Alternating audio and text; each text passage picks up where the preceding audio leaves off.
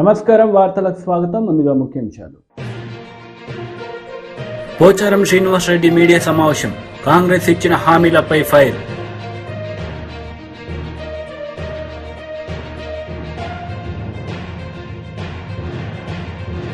MP Vemireddy Prabhakar Reddy, మంత్రి Kakani Govardhan Reddy press meet.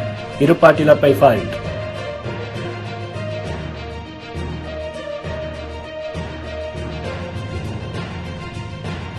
కేంద్ర మంత్రి doctor Bharati Pawar press meet. పలు అంశాలపై వివరణ.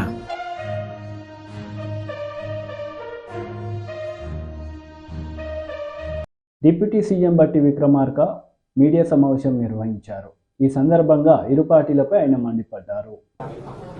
కాళేశ్వరం మీద సిబిఐ ఎంక్వైరీ చేయట్లేదు అనేది పదే కాళేశ్వరం ప్రాజెక్టులో జరిగిన అవినీతి పైన సిబిఐ ఎంక్వైరీకి రాష్ట్ర ప్రభుత్వం డిమాండ్ చేయట్లేదు అని పదే బీజేపీ కామెంట్ చేస్తుంది. దీన్ని ఎలా చూడాలి? సిబిఐ, సెంట్రల్ విజిలెన్స్ ఇత్యాది దర్యాప్తు సంస్థలన్నీ కూడా కేంద్ర ప్రభుత్వ ఆధీనంలోనే పనిచేస్తూ ఉన్నాయి.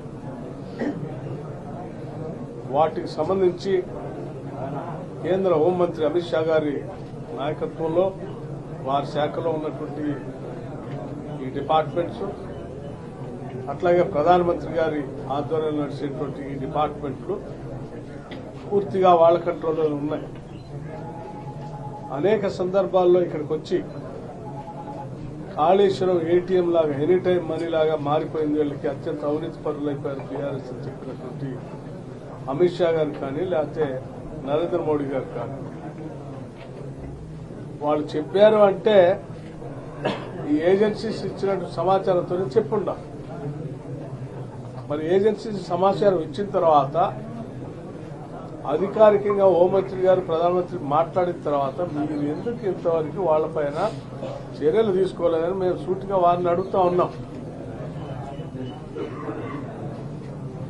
మీరు వారు కలిసి ఉన్నారు కాబట్టే, మిలాఖత్ అయి ఉన్నారు కాబట్టే మీరు ఇంతవరకు చర్యలు తీసుకోవట్లేదు.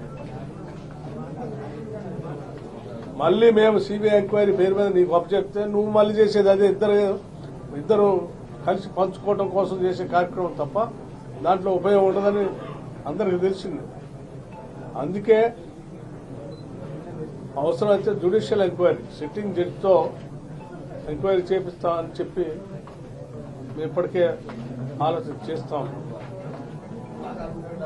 సో అది ఎవరి ఆధ్వర్యంలో ఉందో నిష్పక్షపాతంగా పనిచేస్తాం. పార్లమెంట్ ఎన్నికలకు సంబంధించి కమిటీ చేశారు. ఈసారి ముందస్తు అభ్యర్థుల్ని ప్రకటించే అవకాశాలు అభ్యర్థులను ప్రకటించడానికి కాంగ్రెస్ పార్టీకి సంబంధించి ఒక స్పష్టమైనటువంటి, నిర్దిష్టమైనటువంటి ఎస్టాబ్లిష్డ్ ప్రొసీజర్ ఉంది. పార్టీలో అంతర్భాగమే. వాళ్ళు వేసిన ఎన్నికల కమిటీ కూడా అందులో ఒక భాగమే. రాష్ట్ర కాంగ్రెస్ కమిటీ అధ్యక్షుడితో పాటు మిగతా వాళ్ళందరినీ కమిటీ సభ్యులుగా వేసి ఎలక్షన్ కమిటీ వేస్తారు. ఇప్పుడు కూడా అట్లాగే పిసిసి ప్రెసిడెంట్ ని ఎలక్షన్ కమిటీ చైర్మన్ గా పెట్టి మిగతా వాళ్ళందరూ సభ్యులుగా పెట్టి చేశారు. ఆ తర్వాత అది అయిపోయిన తర్వాత మళ్ళీ ఆ స్క్రీనింగ్ కమిటీ ఉంటుంది. స్క్రీనింగ్ కమిటీ అయిన తర్వాత సెంట్రల్ ఎలక్షన్ కమిటీ ఉంటుంది, పార్లమెంటరీ బోర్డు, వాళ్ళందరూ కలిసి అభ్యర్థులను ప్రకటిస్తారు. సమయానికి అనుగుణంగా వాటి నిర్ణయాలు జరుగుతాయి. సోనియా గాంధీ కానీ ప్రియాంక రాహుల్ ఎవరైనా మన ఖమ్మం నుంచి పోటీ చేసే అవకాశాలు ఉన్నాయా? అటువంటి ప్రతిపాదన పార్టీ నాయకత్వాన్ని పంపించింది. పార్టీ పరంగా మా నాయకత్వాన్ని రాష్ట్రం నుంచి పోటీ చేయమని ఇప్పటికే మేము తీర్మానం చేసి పంపించాము. తప్పనిసరిగా ఎక్కడెక్కడ పోటీ చేస్తే అన్ని జిల్లాల నుంచి, చాలా జిల్లాల నుంచి అటువంటి ప్రతిపాదనలు వస్తూ ఉన్నాయి. వచ్చిన ప్రతిపాదనలు అన్ని తీసుకొని నాయకత్వంతో మాట్లాడిన తర్వాత అంతిమంగా వారు ఎక్కడ చేద్దాం అనుకుంటారు అనేది ఏఐసిసి నిర్ణయం చేస్తుంది. పార్టీ నిర్ణయం ప్రకారం ఎక్కడ పోటీ చేస్తే అక్కడ రాష్ట్రంలో ఉన్న నాయకత్వంతో పనిచేసి వారిని గెలిపించి రుణం తెచ్చుకొని తెలంగాణ ఇచ్చినందుకు, ఇక్కడ అవసరమైతే తెలంగాణ ఇచ్చినటువంటి సోనియా గాంధీ గారికి నిజంగా తెలంగాణ మీద ఎవరికి ఏమాత్రం ప్రేమ ఉన్నా పోటీ పెట్టకుండా ఏకగ్రీవంగా ఎన్నిక చేసి వారి మీద గౌరవం చాటుకోవాలి. నిజంగా తెలంగాణ మీద ఎవరికి ప్రేమ మేము వారిని ఇక్కడ పోటీ చేయాలని కోరుతా ఉన్నాం. వారి ఆలోచన ఏంటో ఇంతవరకు తెలియదు. వారు అభ్యర్థించాము. మరి నేనని చెప్పిన తర్వాత కానీ ఎక్కడి నుంచి ఏంటనే తెలియదు. రైతు బంధు ఎంతవరకు చేశారు సార్? రైతు బంధు సార్ ఇదివరకు అలాగే మన ప్రభుత్వం వచ్చిన తర్వాత రైతు బంధు రాలేదు సార్. ఎవరు చెప్పారు రాలేదని? ఆంధ్రజ్యోతి వచ్చి చెప్తే అయిపోయిందా? అలాగే సార్ రాలేదని ఎవరు చెప్తారా అంటున్నా. పడతలే ఉన్నాయి. ఇప్పటికి ఆల్రెడీ 1 ఎకర్ ఉన్న వాళ్ళు అందరూ అయిపోయింది. 1 ఎకర్ ఉన్న వాళ్ళు అందరూ అయిపోయినాయి. ఇవే కదా వేసింది. ఇప్పుడు 2 ఎకర్ 2 ఎకర్స్ ఉన్న వాళ్ళకి స్టార్ట్ అయింది. ఓకే,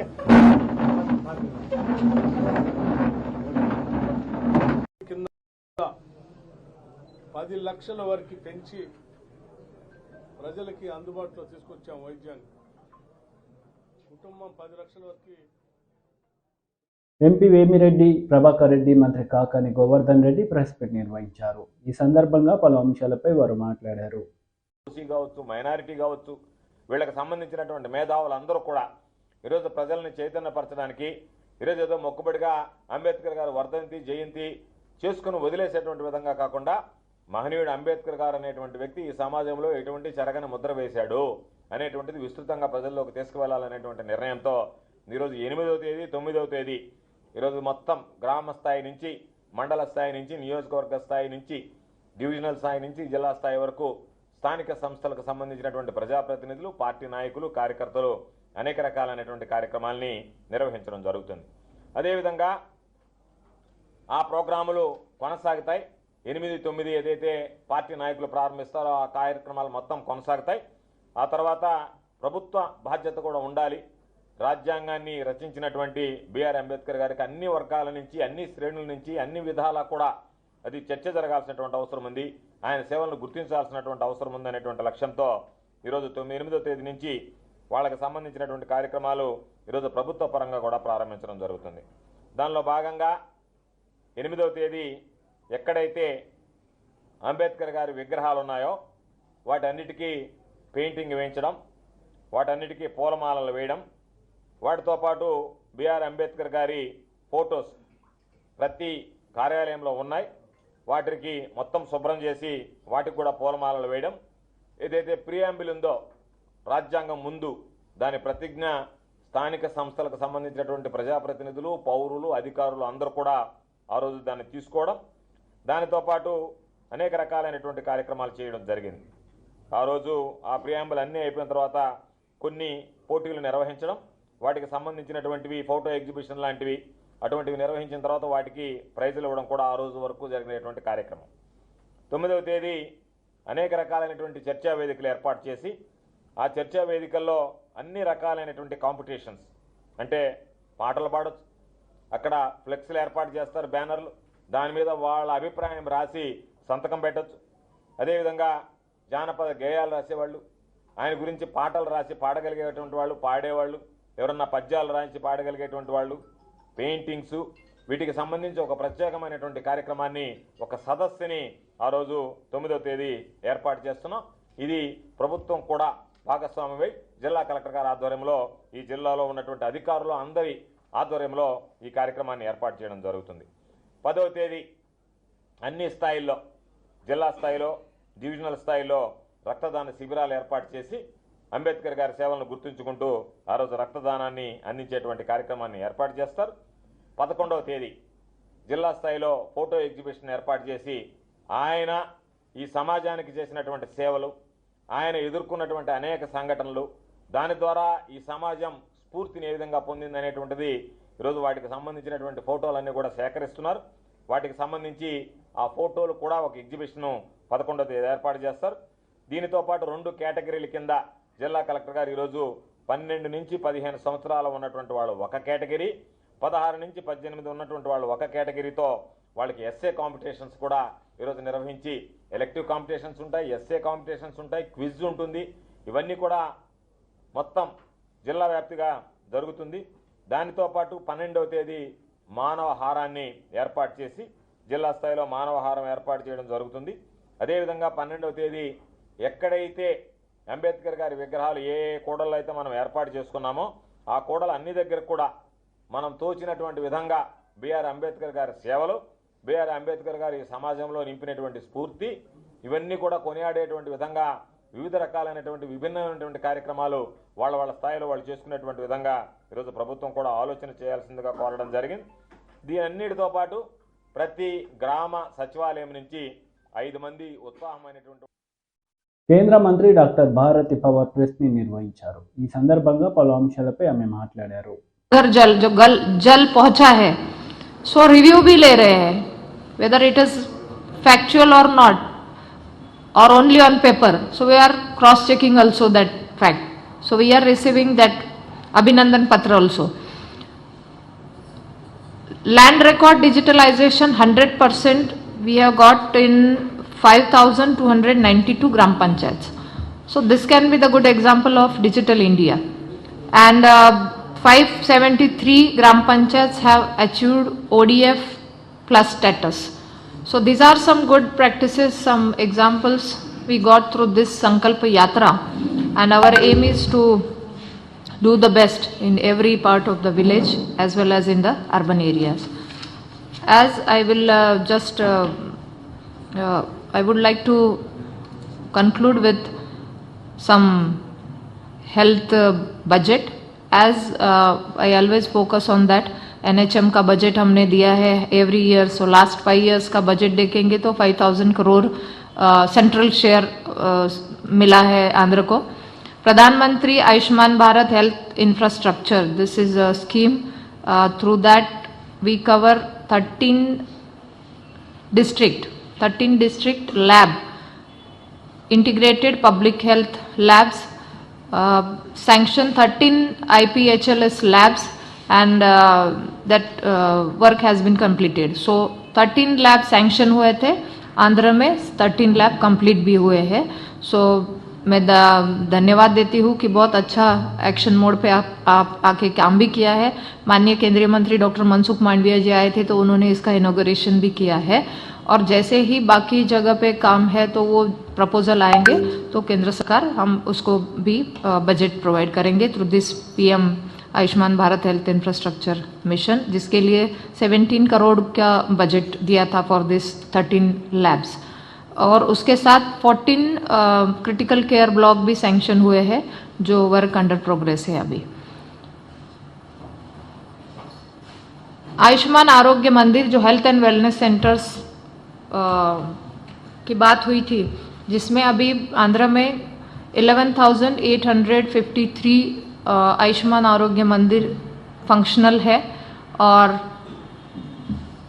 कुछ जगह पे अभी काम बाकी है, वो भी करने के लिए हम आग्रही है.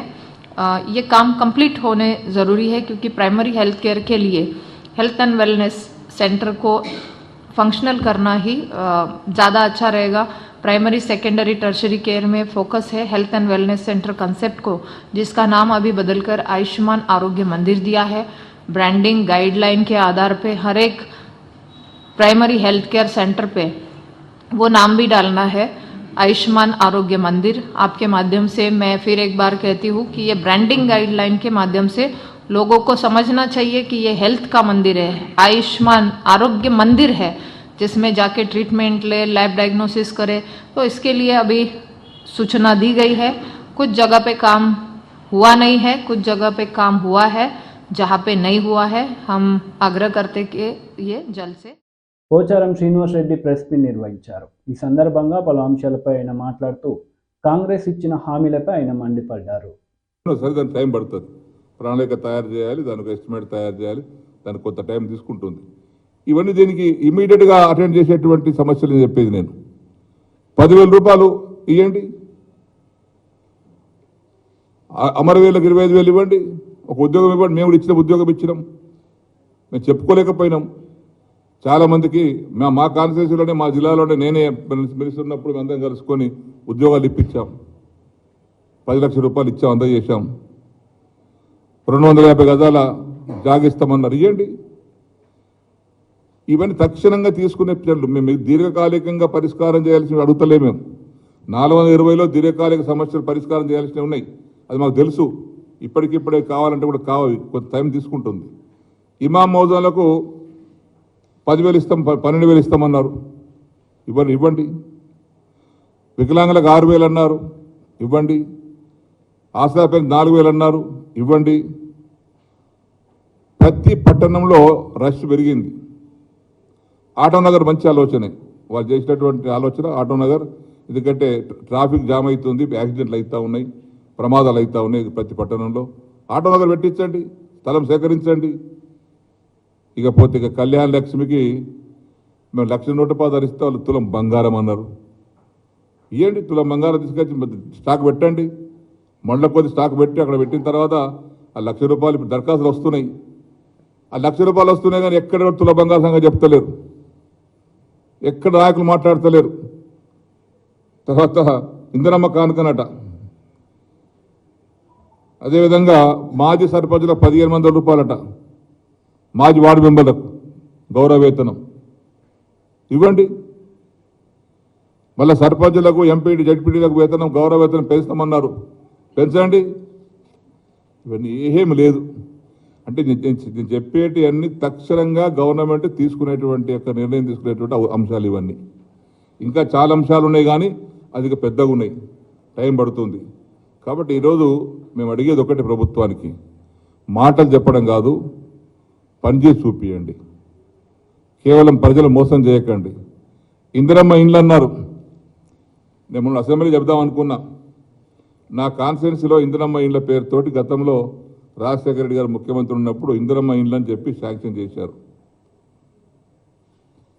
దాదాపు ఒక 15-16 వేల ఇళ్ళు మంజూరు చేశారు. అందులో 10% కట్టలే, నాట్ ఈవెన్ 10% కట్టలే, 90% బోగస్, కట్టకుండా బిల్లు చెప్పుకున్నారు. నా కాన్స్టిట్యూన్సీ జైలుకు పోయినరు, నాయకులు జైలుకు పోయినరు, ఉద్యోగస్తులు డిస్మిస్ అయ్యింది, పాపం ఉద్యోగం పోయింది వాళ్ళది. మళ్ళీ ఇందిరమ్మ ఇండ్లు నా విధంగా కానియకండి. మళ్ళీ ఇందిరమ్మ పేరే పెట్టారు 5 లక్షల స్కీమ్ కోసం. పేదవాళ్ళు గుర్తించండి, న్యాయమైనటువంటి వారిని గుర్తించండి, అర్హులను గుర్తించండి, వారికి అలాట్ చేయించండి. కట్టిస్తారా కట్టించండి, వాళ్ళు ఎట్లుంటో విధి విధానాలు తయారు చేయండి. ఇక విధి విధానాలు తయారు కాలేదు. కాబట్టి నేను ఒకటే అడుగుతున్నాను ఈ ప్రభుత్వానికి, ఈ యొక్క స్వయం ప్రజాపాలన అన్నారు, ఏం చేశారు, ఏం సాధించారండి? 1,20,00,000 దరఖాస్తులు వచ్చినాయి నేటికి. ఈరోజు అయిపోయింది, నిన్నటి క్లోజ్ అయిపోయింది.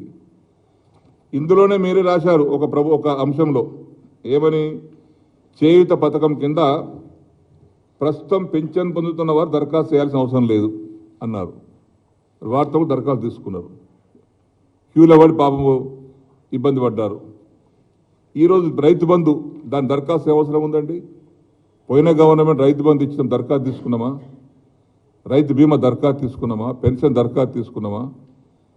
కళ్యాణ లక్ష్మి దరఖాస్తు పెట్టుకుంటూ ఇచ్చేసినాం. దానికి అర్హత కానీ లేకపోతే దరఖాస్తు ఇవ్వండి ముందు మీరు గుర్తిస్తాం, ఇవన్నీ ఎక్కడ జరగలేదు. అంటే ఇది కేవలము కాలయాపన కోసమే, తక్షణమే ఇవ్వటానికి తప్పించుకోవడానికి చేసేటువంటి కార్యక్రమాలు. ప్రభుత్వం చేతగాంతనాన్ని నిరూపించుకోవాల్సి వస్తుందని ఇవన్నీ తప్పుదో పట్టిస్తూ ఉన్నారు.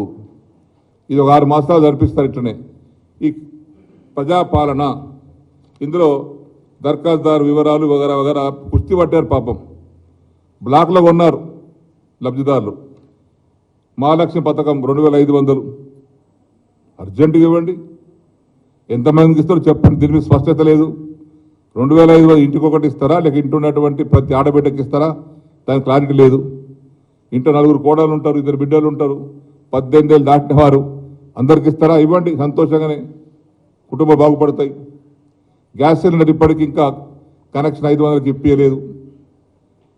రైతు భరోసా అయితే ఇంకా ఇప్పటికి దిక్కులేదు, 10,000 రూపాయలు ఇస్తలేరు. ఇదిగో చెప్పాను, ఇంధనం బిల్లు సంగతి చెప్పాను. ఇవన్నీ కూడా గృహజ్యోతి 200 యూనిట్లు మాఫ్, సోనియా గాంధీ గారు చెప్పారు, మొత్తం 200 యూనిట్లు మొత్తం మాఫ్. ఇలా బిల్లు వస్తున్నాయి, నేను ఇలా పేపర్లో టీవీలో చూశాను. ఒక ఇంటికి బీజేపీ మహిళా లీడర్ డీకే అరుణ ప్రెస్ మీట్ నిర్వహించారు. ఈ సందర్భంగా పలు అంశాలపై ఆమె మాట్లాడారు.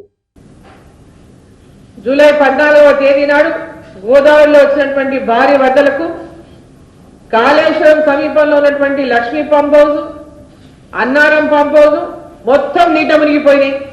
ఆ ప్రాంతాల్లో ఉన్నటువంటి పొలాలన్నీ కూడా చాలా వరకు వేల ఎకరాల్లో పంటలు నీట మునిగిపోయినాయి. పెద్ద ఎత్తున ఆ పంప్ హౌస్ లో నీట అంటే మొత్తం నీటిలో మునిగిపోవడానికి కారణం అంతా కూడా నిర్మాణంలో ఉన్నటువంటి లోపం వల్లనే, నిర్మాణంలో ఉన్నటువంటి నాణ్యత లోపం వల్లనే, డిజైన్ లోపం వల్లనే అనేటటువంటి అనేక ఆరోపణలు ఆ రోజు మనం ఆ ప్రభుత్వం పైన చేయడం జరిగింది. ఆ సందర్భంగా లక్ష్మీ పంప్ హౌస్ లో మొత్తం 17 మోటార్లు నీట మునిగిపోయినాయి. దాంట్లో 7 మోటార్లు పూర్తిగా దెబ్బతిన్నాయి అన్నాడు. 3 మోటార్లు పూర్తిగా దెబ్బతిన్నాయి, 7 మోటార్లు మొత్తం ధ్వంసమైపోయినాయి. దాదాపు 2000 కోట్లకు పైగా నష్టం జరిగిందని చెప్పి పెద్ద ఎత్తున ఆ రోజు అందరం కూడా మాట్లాడడం జరిగింది. మరి మొన్న 2023 ఎలక్షన్ల ముందు, జస్ట్ ఎలక్షన్ల ముందు అక్టోబర్ 21వ తేదీన మేడిగడ్డ బ్యారేజ్ పైనటువంటి వంతెన ఏదైతే కుంగిపోయింది, బ్యారేజీలో ఉన్నటువంటి 7వ బ్లాక్ లో 19th పిల్లర్ 21 పిల్లర్ల మధ్యలో వంతెన కుంగి కిందికి దిగిపోయింది. అయితే 20వ నంబర్ పిల్లర్ నిర్మాణ దశలో ఉండగానే పగుళ్ళు వచ్చినాయి. పగుళ్ళు వచ్చినా కూడా అప్పుడు అధికారులు వాటి గురించి పట్టించుకోలేదు. పెద్ద ఎత్తున మీడియాలో ప్రచారం జరిగింది, దాని గురించి కూడా అన్నాడు. మరి బ్యారేజీ కుంగడంతో రోజు కాళేశ్వరం ప్రాజెక్టు లిఫ్ట్ ఇరిగేషన్ కి ఈరోజు బ్రేక్ బట్టలు అయిపోయింది. నవంబర్ 1వ తేదీ 2023న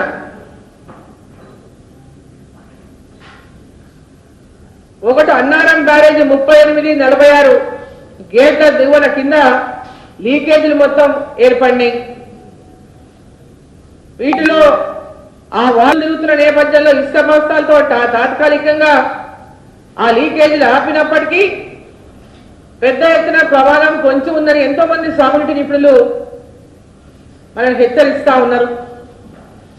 ఈరోజు నేను ఒకటే అడుగుతా ఉన్నా, ఈ రాష్ట్ర ప్రభుత్వానికి, ఈ రాష్ట్ర ముఖ్యమంత్రి గారికి కాళేశ్వరం ప్రాజెక్టులో జరిగినటువంటి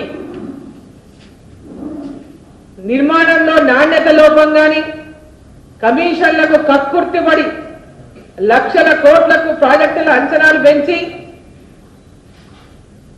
వేల కోట్లలో ఈరోజు అవినీతికి పాల్పడి కాళేశ్వరం ప్రాజెక్టునే ఈరోజు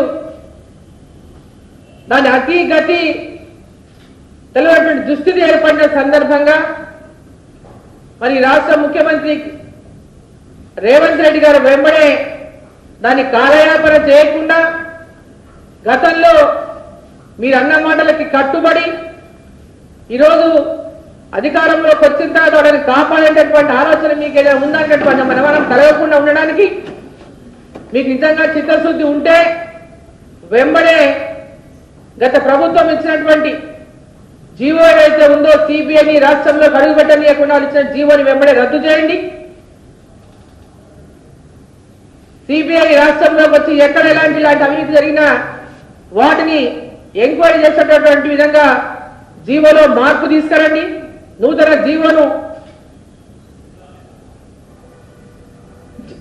జీవోని ఇచ్చి మరి దానికి సిబిఐ ఎంక్వైరీకి చొరవ తీసుకునే విధంగా మరి రాష్ట్ర ప్రభుత్వం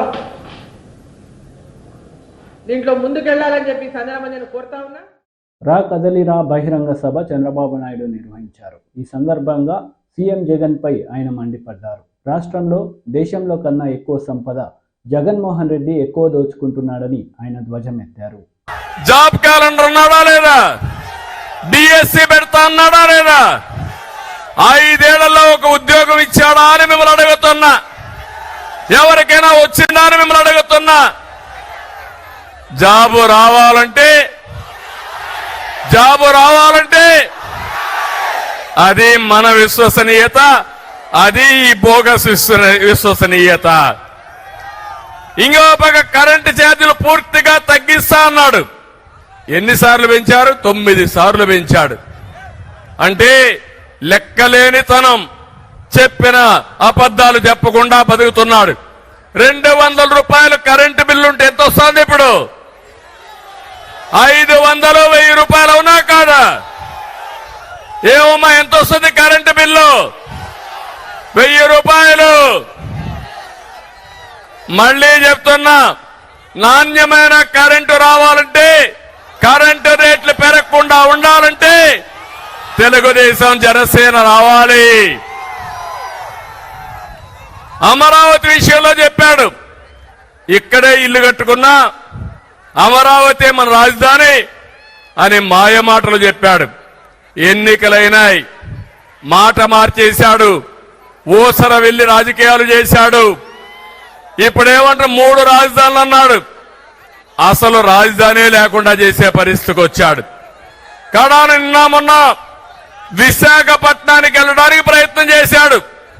కోర్టు ముట్టికాయలు వేసింది, నువ్వు ఎక్కడికి పోవడానికి లేదు, ఇక్కడే ఉండాలి, అమరావతిలో ఉండాలని. అన్ని కేసులు ఏప్రిల్ కేశారు. ఇప్పుడు చెప్తున్నా, నీ పీరియడ్ అయిపోయింది, అమరావతి మన రాజధాని, ఇది తథ్యం. అంటే 5 సంవత్సరాలు రాజధాని లేకుండా చేసినది ఈ జగన్మోహన్ రెడ్డి విశ్వసనీయత. ఇంకో పక్క వస్తా, ఆ వెర్రిపప్పు కూడా వస్తా. వివేకానంద రెడ్డిని చంపేసి నారాసుర రక్త చరిత్ర అని చెప్పి కడాన ఆయన కూతురి పైన కేసులు పెట్టి వేధించడం అంటే మీరు ఒక్కసారి గుర్తుపెట్టుకోవాలి. బాబాయినే చంపేసిన వాడు నువ్వు, నేను ఒక లెక్క తమ్ముళ్ళు అని మిమ్మల్ని అడుగుతున్నా. కడాన ఈరోజు మీరు చూస్తే చెల్లెలు, ఆ రోజు జగనన్న బాణం, జగనన్న వదిలిన బాణం ఏమైంది? ఈరోజు ఏమైంది? తిరిగి జగనన్న పైన తిరుగుతా ఉంది. వాళ్ళ ఇంట్లో ఉండే వ్యవహారం మనకు సంబంధం అంట, నేనే ఆడిస్తున్నానంట. అంటే ఆ రోజు కూడా నేనే పాదయాత్ర చేయించాను ఆవిడ దగ్గర, ఇప్పుడు నేనే పాదయాత్ర ఆవిడని తిరుగుబాటు చేశాను. అంటే సిగ్గు ఎగ్గు లేకుండా, చెప్పిన అబద్ధాలు చెప్పకుండా, కళ్ళార్పకుండా అబద్ధాలు చెప్పే వ్యక్తి ఈ జగన్మోహన్ రెడ్డి అని చెప్పి కూడా నేను మీకు తెలియజేస్తున్నా. ఇంకో పక్క మీరు ఒకసారి చూస్తే ఆ రోజు రిలయన్స్ మీద వైఎస్ఆర్ ను చంపింది రిలయన్స్ అని దాడులు చేశారు, జ్ఞాపకం ఉందా మీకు? అప్పట్లో తర్వాత ఏం చేశాడు? రిలయన్స్ అధినేత వస్తే నత్వాని వాళ్ళ మనిషికి ఎంపీ రాజ్యసభ ఇచ్చాడు, జ్ఞాపకం ఉందా మీకు? అది విశ్వసనీయత. ఇలాంటి విశ్వసనీయత ఉండే వ్యక్తిని ఏమనాలి నాకైతే అర్థం కాల. నిన్న మొన్న మీరు ఒకసారి చూస్తే ఒక మాట మాట్లాడుతున్నాడు, పెత్తందారులకి పేదవాళ్ళ మధ్య యుద్ధం అంట. ఏంటో నాకు అర్థం కాల ఇది. అంటే ఏం చేసినా జరిగిపోతుందనుకుంటున్నాడు. దేశంలోనే ఎక్కువ సంపద ఉండి ఎక్కువ ఆదాయం వచ్చే ముఖ్యమంత్రి జగన్మోహన్ రెడ్డి. 510 కోట్ల రూపాయల సంపద. దేశంలో ఉండే అందరూ ముఖ్యమంత్రుల ఆదాయం ఎంతుందో దానికంటే ఎక్కువ ఆదాయం సంపద ఈయనకుంది. నేను అడుగుతున్నా, ఇప్పుడు 5 ఏళ్లలో మీ ఆదాయం పెరిగిందా? పెరిగిందా మీ ఆదాయం? ఆయన ఆదాయం పెరిగింది. ఎట్లా పెరిగిందో మీకు చెప్పాలి కదా. ఇప్పుడు చెప్పే ధైర్యం జగన్మోహన్ రెడ్డికి ఉందా అని అడుగుతున్నా. చెప్తాడా అని మిమ్మల్ని అడుగుతున్నా. తమ్ముళ్ళు ఎక్కడ చూసినా దోపిడీ, ఇలాంటివన్నీ. వార్తలు ముగించే ముందు ముఖ్యాంశాలు మరోసారి. పోచారం శ్రీనివాసరెడ్డి మీడియా సమావేశం, కాంగ్రెస్ ఇచ్చిన హామీలపై ఫైర్.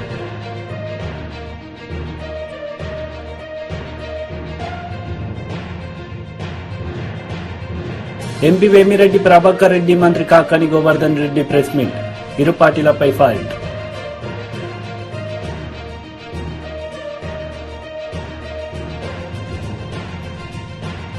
కేంద్ర మంత్రి doctor Bharati Pawar press meet, పలు అంశాలపై వివరణ.